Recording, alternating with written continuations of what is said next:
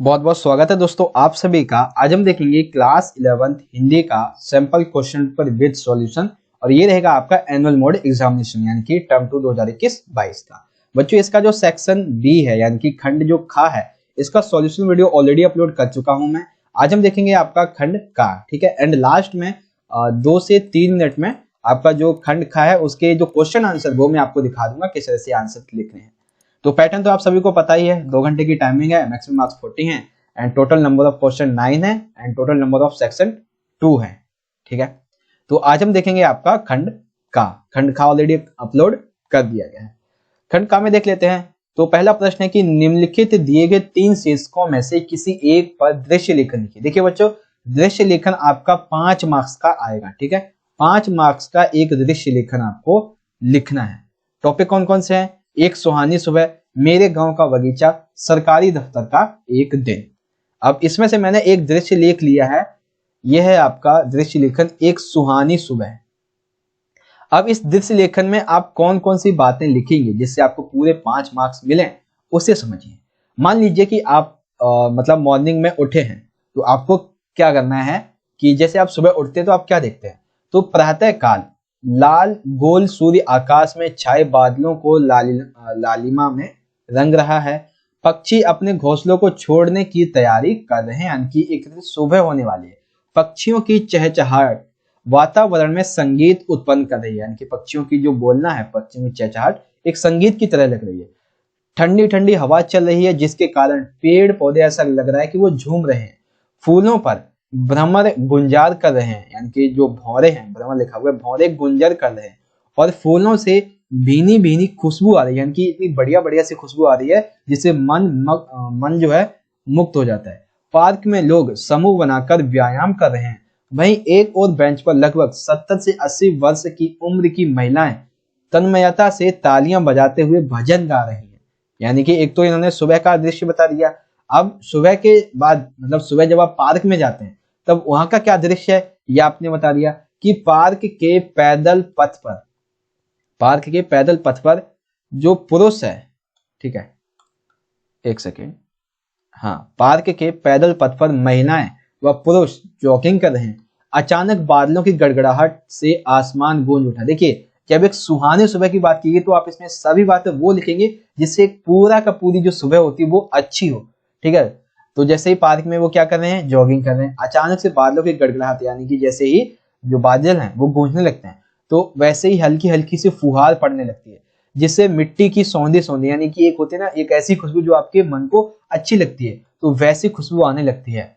सैर करते हुए लोग शेड के नीचे आसरा ढूंढ रहे हैं, यानी कि एक शेड ऐसी जगह होती है जहाँ पे लोग जो है बैठ सकते हैं। तो ये जो है पार्क में होता है ऐसा, तो वहां पर आसरा ढूंढ रहे हैं। बारिश के कारण यौगिक क्रियाएं करते हुए लोगों ने व्यायाम बंद कर दिया, तीव्रता से अपने आसनों को समेट लिया है। जो बच्चे पार्क में खेलने आए थे वे अब बारिश को होता देखकर तेज कदमों से वापस अपने घर को लौट रहे हैं और इस प्रकार से एक सुहानी सुबह जो है उसकी शुरुआत हो जाती है। तो देखिए, इसमें आप चाहें तो और भी पॉइंट लिख सकते हैं, लेकिन हाँ, लिखिएगा वही जो एक सुबह से संबंधित है। तो आपको दृश्य लेखन किस तरह से लिखना है 5 मार्क्स का, आई होप आपको समझ में आ गया होगा। अब चलिए, इसमें देखिए 3 आपको ऑप्शन भी दिए गए, तीनों में से आप किसी एक पर लिख लीजिए। अब आते हैं हमारे अगले क्वेश्चन पे। अगला क्वेश्चन है बच्चों 5 मार्क्स का है। इसमें आपके 2 क्वेश्चन है, यानी कि 2 ऑप्शन है, दोनों में से कोई एक करना है आपको। पहला है महामारी काल में जन जागरूकता की आवश्यकता के संबंध में दैनिक समाचार पत्र के संपादक को एक पत्र लिखना है 5 अंक का। तो एक पत्र हो गया आपका संपादक के नाम और एक दूसरा पत्र देखते हैं किसके नाम है। ये रहा दूसरा पत्र है आपका LSL पब्लिक स्कूल में TGT हिंदी पद रिक्त है। विज्ञापन के अनुसार अपनी योग्यता का विवरण देते हुए प्रधानाचार्य को, अर्थात यहाँ पर जो है वो आपका जिसे आप कहते हैं जॉब वाला जो लेटर है उस तरह से ये पूछा गया। तो सबसे पहले हम देखते हैं महामारी के बारे में। अब आप कोई भी लेटर लिखते हैं जो आपको एक संपादक को लिखना है, तो अगर आपको एड्रेस दिया गया तो अच्छी बात है, नहीं दिया गया तो आप लिखेंगे परीक्षा भवन नई दिल्ली, कोई डेट डाल देंगे, जैसे कि आज तकरीबन 11-12 फरवरी है तो मैंने डेट डाल दी है 5 फरवरी 2022 की। संपादक यहाँ पे एक आपको वो लगाना है संबोधन वाचक जो चिन्ह वो भी लगा देना है। संपादक नैतिक समाचार पत्र, करोल बाग, नई दिल्ली कोड। विषय महामारी के काल में जन जागरूकता की आवश्यकता के संबंध में पत्र। अब होती है हमारी शुरुआत। शुरुआत कैसे लिखेंगे? यहाँ पे आप महोदय भी लिख सकते हैं, चाहे तो आप लिखेंगे संपादक महोदय। और एक चीज आप ये जो एक संबोधन वाचक जरूर लिखिएगा, इससे क्या होता है कि आप उन्हें आदर दे रहे हैं। ठीक है, अब लिखेंगे कि मैं आपके प्रतिष्ठित लोकप्रिय समाचार पत्र के माध्यम से देश के नागरिक और अधिकारियों का ध्यान महामारी काल में जन जागरूकता की आवश्यकता की ओर ध्यान दिलाना चाहता हूँ। महामारी ने आज पूरे विश्व में तेजी से अपने पांव पसार लिए, अतः वैश्विक स्वास्थ्य संकट गहराता जा रहा है। इस काल के वायरस से मरने वाले लोगों की संख्या में भी लगातार बढ़ोतरी होती जा रही है, लेकिन अभी भी कुछ लोग ऐसे हैं जो इस बीमारी को काफी हल्के में ले रहे हैं, आसानी से ले रहे हैं और सोशल डिस्टेंसिंग आदि की धज्जियां उड़ा रहे हैं। इस लापरवाही के कारण अनेक लोगों की जो जान है वो खतरे में आ गई है। तो ये तो हो गया लेटर ऑफ बॉडी का पार्ट नंबर 2। ठीक है, जो आपका एड्रेस है ये लेटर ऑफ बॉडी का पार्ट 1 हो गया, ये आपका पार्ट 2 हो गया। ठीक है, सेकंड में भी अभी एक और पॉइंट लिखेंगे आप यहाँ पे कि आप जो है आपके क्या विचार हैं इसके बारे में। तो खुद को स्वस्थ रखना ही सबसे बड़ी आवश्यकता है। टीका लगवाना है यानी कि वैक्सीन लगवाना, सुरक्षित दूरी अपनाना, मास्क पहनना, बार बार हाथ धोना, भीड़ में जाने से बचना, इन सभी आदतों का पालन आज वर्तमान समय की आवश्यकता बन चुकी है। स्वास्थ्य विभाग, शिक्षा विभाग व अन्य सेवाओं से जुड़े जन प्रहरी अग्नि मोर्चे पर हम सबकी सुरक्षा की कमान संभाल रहे हैं, लेकिन लोगों को बिना मास्क लगाए घूमता देखकर जब वह त्योहारों के दिनों में भीड़ भाड़ मतलब जब पहुंच जाते हैं भीड़ में, तो कई बार महामारी के प्रति लोगों में सजग दृष्टिकोण की काफी कमी देखने को मिलती है। जहां हमारा संकल्प एवं संयम इस बीमारी के प्रभाव को कम करेगा, वहीं यदि मरीजों की संख्या अत्यधिक बढ़ गई तो प्रशासन के लिए स्थिति को संभालना भी संभव नहीं होगा। अतः दूरदर्शन व रेडियो के द्वारा, ये हारा लिखा है यहाँ, द्वारा होना चाहिए, द्वारा जन जागरूकता कार्यक्रम प्रसारित करने की जरूरत है। नियमों को नजरअंदाज करने वालों पर सख्ती से सरकार को पेश आने की जरूरत है। तो आपने एक तो ये बता दिया महामारी है क्या, ठीक है, उसके बाद इसके क्या कारण इससे फैल जाते हैं और इसकी जो समाधान है उसकी क्या जो है वो हम कर सकते हैं। उसके बाद यहाँ पे आप लिखेंगे आशा है, यहाँ पे है नहीं लिखा मैंने, आशा है आप मेरे विचारों को अपने समाचार पत्र में स्थान देंगे तथा लोगों और सरकारों के साझा प्रयासों से बीमारी की रोकथाम को सुनिश्चित हो सकेगी इस पत्र के माध्यम से। धन्यवाद, भवदीय। उसके बाद यहाँ पे आपको हस्ताक्षर भी करने हैं। तो ये चीज आपको समझ में आ गई कि आपका जो लेटर है, अगर आपको संपादक को लेटर लिखना है तो आप लेटर कुछ इस तरह से बच्चों लिखेंगे। चलिए अथवा में प्रश्न देख लेते हैं। अथवा में है आपको लिखना है SL पब्लिक स्कूल। ये मैंने जहां तक मुझे लगता है ये आपका जो सपोर्ट मटेरियल है उसी में से सेम क्वेश्चन उठा लिया गया है कि SL पब्लिक स्कूल में TGT हिंदी का एक पद रिक्त है। ठीक है, विज्ञापन के अनुसार अपनी योग्यता का विवरण प्रस्तुत करते हुए प्रधानाचार्य को आवेदन पत्र प्रस्तुत कीजिए। चलिए अब इसका लिखते हैं। इसे कैसे लिखेंगे? सबसे पहले तो परीक्षा भवन, नई दिल्ली, 12 जनवरी 2021, कुछ भी लिख सकते हैं। प्रधानाचार्य SL पब्लिक स्कूल रोहिणी, यहाँ पे आप रोहिणी के साथ में ही ये दिल्ली लिख देंगे। ठीक है, नीचे नहीं लिखेंगे, रोहिणी दिल्ली और नहीं, हाँ ठीक है, रोहिणी यहाँ पे लिख दिया, सही है, और दिल्ली भी, क्योंकि रोहिणी एक अलग जो मतलब दिल्ली के अंदर ही एक अलग भाग बन जाता है। दिल्ली के अंदर रोहिणी कहाँ क्या चीज है यहाँ पे कि जहां पर वो स्कूल है, जहाँ के वो प्रधानाचार्य जहाँ पर पद है। ठीक है, विषय TGT हिंदी पद के लिए आवेदन। यहाँ पे आप महोदय भी लिख सकते हैं, महोदया भी लिख सकते हैं। ठीक है, अगर वहां पे नाम दिया जाए तो नाम से आप पहचान सकते हैं कि स्त्री या पुरुष है। अब देखिए अब आप किस तरह से लिखेंगे। सबसे पहले तो दैनिक जागरण में दिनांक 2021 को प्रकाशित विज्ञापन से ज्ञात हुआ कि SL पब्लिक स्कूल में TGT हिंदी का पद रिक्त है। मैं स्वयं को इस पद के उम्मीदवार के रूप में प्रस्तुत कर रही हूं या कर रहा हूं। मैं आपको आश्वस्त करती हूं या करता हूं कि यदि आप मुझे अवसर देंगे तो मैं अपना कार्य पूर्ण लगन, परिश्रम और निष्ठा से करूंगी।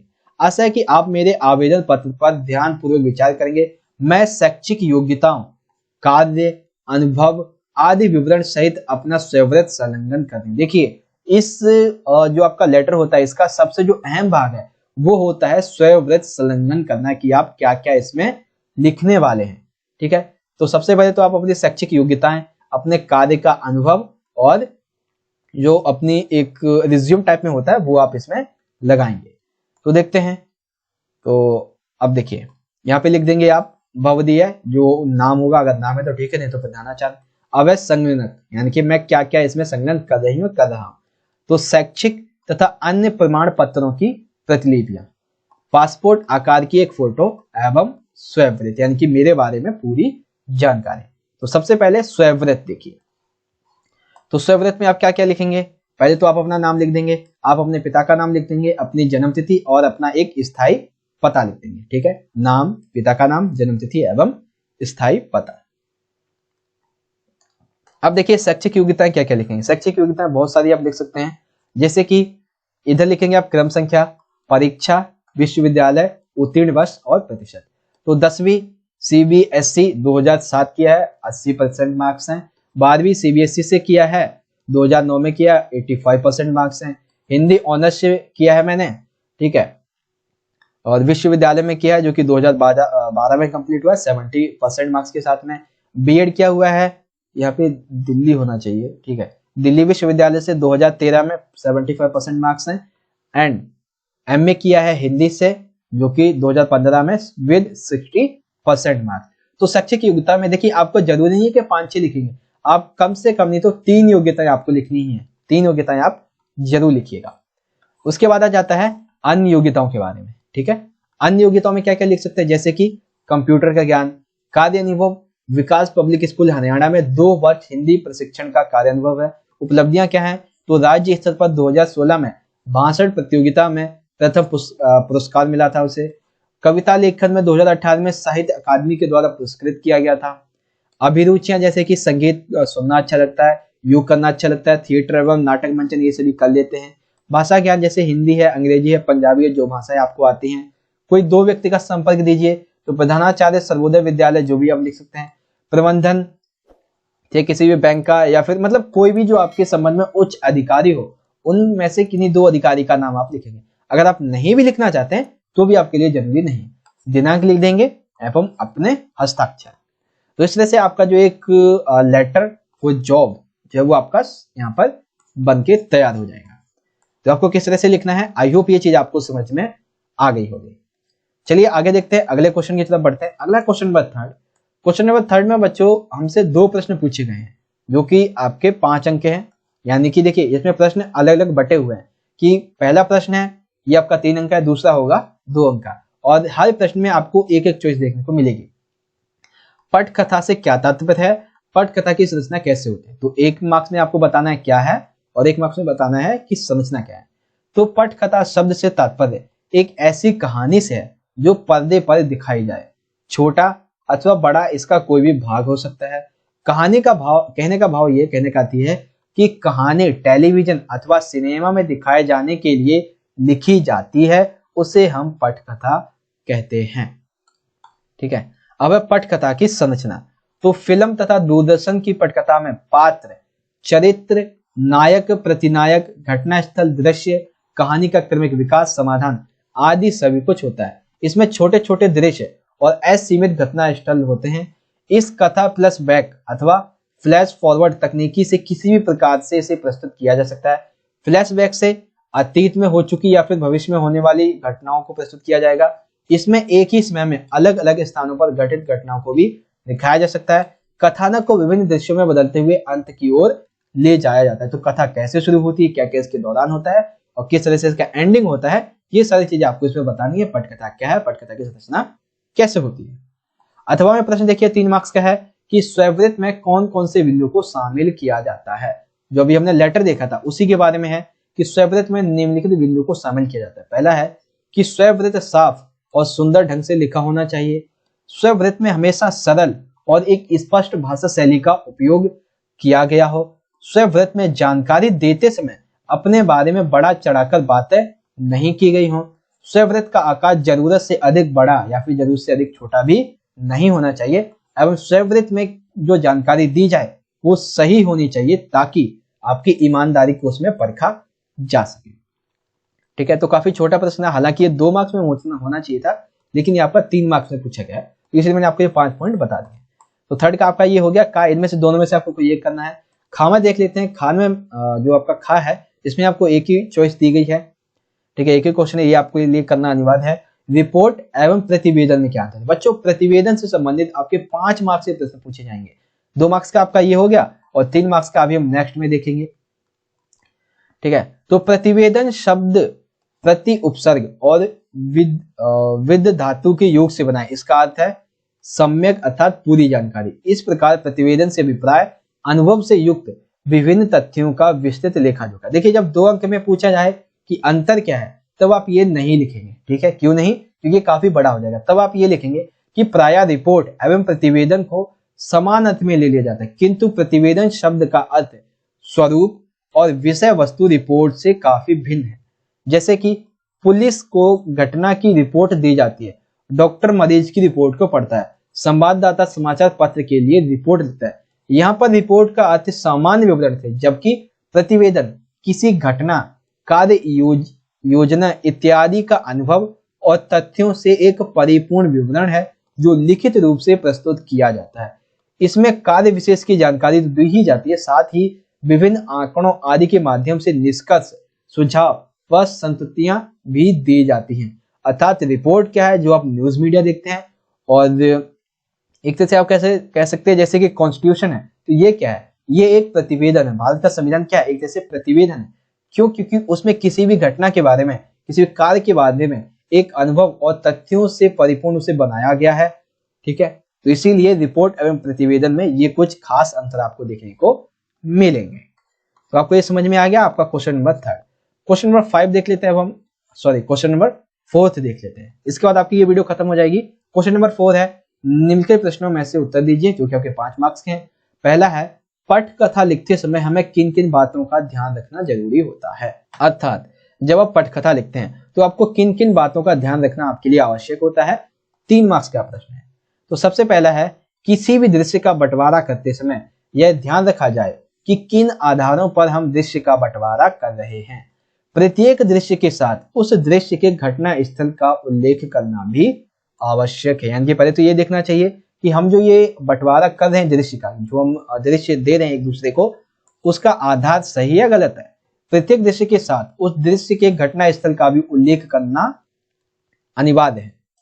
आगे पॉइंट देखते हैं। आगे पॉइंट है कि प्रत्येक दृश्य के साथ होने वाली घटना के समय का संकेत भी दिया जाना चाहिए। यानी कि जो घटना होने वाली है उसका एक संकेत भी दिया जाना चाहिए, तभी दृश्य अच्छा बनता है। 4th है कि प्रत्येक दृश्य के साथ सूचना देनी भी आवश्यक है कि वह घटना खुले में अथवा बंद स्थान पर हो रही है।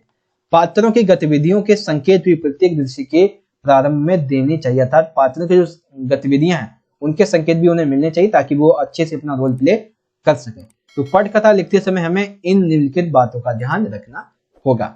अथवा में देखिए बहुत ही अच्छा सा प्रश्न पूछा गया है, बहुत इंपॉर्टेंट भी है। अथवा में दिया है 3 मार्क्स का कि परिपत्र किसे कहते हैं तथा परिपत्र की विशेषता लिखिए।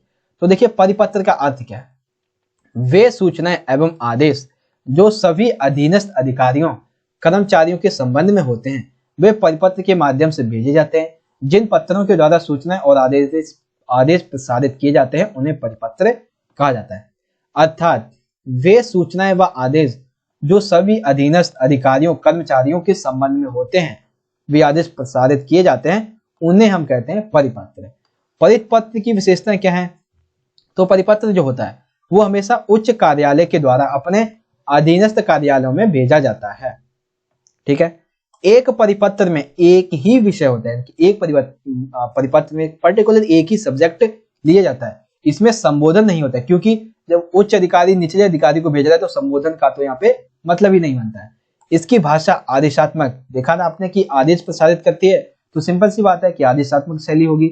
यह औपचारिक शैली में लिखा जाता है, यानी कि एक औपचारिकता पूर्ण करने के लिए इसे लिखा जाता है। तो बच्चों परिपत्र क्या है तथा परिपत्र की जो मुख्य विशेषताएं हैं ये क्या है, आई होप आपको समझ में आ गया होगा। अब देखिए 2 मार्क्स का जो है वो आपका अगला इंपॉर्टेंट प्रश्न है। क्या है कि प्रतिवेदन की विशेषताएं लिखिए। प्रतिवेदन की विशेषताएं, सबसे पहला, प्रतिवेदन में किसी प्रकरण, घटना या कार्य योजना प्रसंग की प्रमुख बातें ही लिखी जाती है। अर्थात एक प्रतिवेदन के अंदर किसी प्रकरण के बारे में, घटना के बारे में, कार्य योजना के बारे में, प्रसंग की जो प्रमुख बातें होती है वो लिखी जाती है। प्रतिवेदन में बातें विस्तार में नहीं बल्कि संक्षेप में तथा एक क्रम वाइज लिखी जाती हैं। प्रतिवेदन सच्ची बातों का एक विवरण होता है, अर्थात यही कारण है कि इसमें कल्पना, पक्षपात और भावना के लिए कोई स्थान नहीं होता है। प्रतिवेदन की भाषा साहित्य संबंधी नहीं होती है, यह सरल और दिलचस्प होती है। प्रतिवेदन किसी प्रकरण, घटना, विषय की साफ तथा जीवित तस्वीरें सुनने या पढ़ने वाले के मन पर खींच देता है, अर्थात उसे काफी अट्रैक्ट करता है। ठीक है, तो प्रतिवेदन की विशेषताएं क्या क्या है, आई होप आपको ये समझ में आ गया होगा। तो क्वेश्चन नंबर 4 के जो जितने भी प्रश्न थे वो यहाँ पे आपके कंप्लीट हो गए हैं। तो इस तरह से सेक्शन ए तो हमारा खत्म हो गया। अब मैं आपको सेक्शन जो बी है, खंड का है, इसके भी प्रश्न उत्तर आपको समझा देता हूँ। देखिए, इसमें 5 मार्क्स में आपके 3 प्रश्न पूछे गए हैं। ठीक है, इसके जो सॉल्यूशन है उसको मैंने अच्छे से एक वीडियो में बना रखा है। तो आप जब चैनल पे जाएंगे तो आपको यहाँ पे बहुत सारी प्लेलिस्ट मिल जाएंगी। ठीक है, उसमें ही एक प्लेलिस्ट होगी class level sample paper term 2 2021-22। इसमें जो मैं अभी आपको बता रहा हूँ सेक्शन बी का, उसका जो सॉल्यूशन है वो आपको इसमें देखने को मिल जाएगा। अगर आपको अच्छे से समझना है तो आप ये वीडियो जरूर देखिएगा। ठीक है, तो चलिए बाकी मैं आपको दिखा देता हूँ आपके प्रश्न उत्तर के बारे में। तो क्वेश्चन नंबर 5 में आपके जो है प्रश्न पूछे गए हैं कौन कौन से, 3 मार्क्स के 2 प्रश्न है और आपको जो है 3 मार्क्स के 2 हैं एंड आपको 3 मार्क्स के 3 है, आपको 2 के उत्तर लिखने हैं। ठीक है, क्वेश्चन नंबर 6 है आपके 2 मार्क्स के 2 प्रश्न है, लेकिन आपको किसी एक का उत्तर लिखना है। ठीक है बच्चों, अगला क्वेश्चन नंबर 7 है। क्वेश्चन नंबर 7 में आपके 3 मार्क्स के 3 प्रश्न है, लेकिन आपको किन्हीं 2 का उत्तर इसमें लिखना है। अगला देख लेते हैं, यहाँ पे देख सकते हैं खा दिया हुआ है, इसका उत्तर आपको लिखना है एंड ये है आपका ज्योतिबा फुले वाले चैप्टर से। एंड अब आता है आपका जो बड़े प्रश्न, 2 मार्क्स का इसमें 2 प्रश्न है, लेकिन आपको किसी एक का उत्तर लिखना है। ये गूंगे वाले चैप्टर से है और ये है आपका जो खाना बदोश है उस चैप्टर से। क्वेश्चन नंबर 9 है बच्चों आपका, इसमें ये जो है वो आपका अंतराल किताब से लिया गया है। ठीक है, इसमें भी आपके 2-2 मार्क्स के 3 प्रश्न हैं। ठीक है, लेकिन आपको किन्हीं 2 का उत्तर लिखना है और सभी प्रश्न बच्चों मैंने अच्छे से आपको समझाए हुए हैं। अगर आपको इन्हें अच्छे से समझना है तो जो मैंने आपको अभी प्लेलिस्ट बताई थी उसे जरूर देखिएगा। ठीक है बच्चों, वीडियो अच्छी लगी हो तो लाइक करें, शेयर करें, कमेंट करें, चैनल को सब्सक्राइब करें। सोशल मीडिया के अकाउंट्स का लिंक आपको वीडियो को डिस्क्रिप्शन बॉक्स में मिल जाएगा, वहां से जरूर फॉलो कर लीजिएगा। ठीक है, तो अभी जो है जब आप चैनल पे आएंगे, अगर चैनल को सब्सक्राइब नहीं किया है तो देखिए यहाँ पे आप सब्सक्राइब कर सकते हैं। ठीक है, और ऑल बेल पे इसे सेट कर दीजिएगा। ठीक है, पहले ये पर्सनलाइज होता है, आपको क्या करना है, ऑल बेल पे सेट कर देना है ताकि आने वाली जो वीडियोस है उनका नोटिफिकेशन आप तक पहुंच सके। ठीक है बच्चों, और यहाँ पे कुछ प्लेलिस्ट हैं, जरूर देखिएगा। जो नई प्लेलिस्ट होगी वो यहाँ पे आपको देखने को मिल जाएंगी, जैसे इंपॉर्टेंट क्वेश्चन वगैरह की हो गई। सब्जेक्ट चैप्टर वाइज एक्सप्लेनेशन आपको देखनी है तो यहाँ पे देख सकते हैं, बहुत सारी यहाँ पे जो प्लेलिस्ट है उसके अंदर वीडियोस आपको देखने को मिल जाएंगी। और अगर आपको इंपॉर्टेंट क्वेश्चन देखने हैं तो ये पॉलिटिकल, हिस्ट्री, ज्योग्राफी, हिंदी और जो ऑल सब्जेक्ट है उसके बारे में भी है। और टर्म 2 का अगर आपको सिलेबस समझना है तो यहाँ पे दिया हुआ है। तो बाकी जो सारी चीजें वो आपको इनके अंदर देखने को, प्लेलिस्ट के अंदर देखने को मिल जाएंगे। तो यहीं पे वीडियो एंड करते हैं। चलिए दोस्तों, मिलेंगे अगली वीडियो में। वीडियो अच्छी लगी तो अपने दोस्तों के साथ भी ज्यादा से ज्यादा शेयर कर दीजिएगा। मिलेंगे नेक्स्ट वीडियो में, तब तक के लिए आप पढ़ते रहिए, अपना ख्याल रखिए। धन्यवाद। जय हिंद, वंदे मातरम।